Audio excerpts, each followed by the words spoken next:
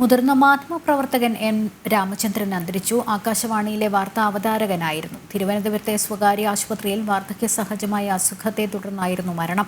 മലയാള മാധ്യമ ലോകരംഗത്ത് വ്യത്യസ്തമായ അവതരണ ശൈലിയിലൂടെ ജനശ്രദ്ധ ആകർഷിച്ച വ്യക്തിത്വത്തിന് ഉടമ കൂടിയായിരുന്നു എം രാമചന്ദ്രൻ. മലയാള മാധ്യമ ലോകത്ത് വ്യത്യസ്തമായൊരു ശൈലിയിലൂടെ കടന്നുവന്ന അവതാരകനായിരുന്നു എം രാമചന്ദ്രൻ.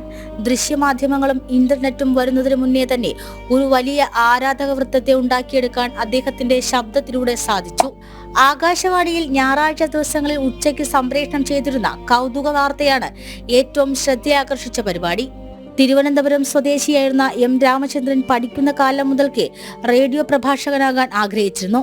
KSEBയിൽ ക്ലർക്കായി ജോലി ചെയ്യുന്ന സമയത്താണ് അനൗൺസറായി ആകാശവാണി വിളിക്കുന്നത്. തുടർന്ന് ആകാശവാണിക്കൊപ്പം യാത്ര.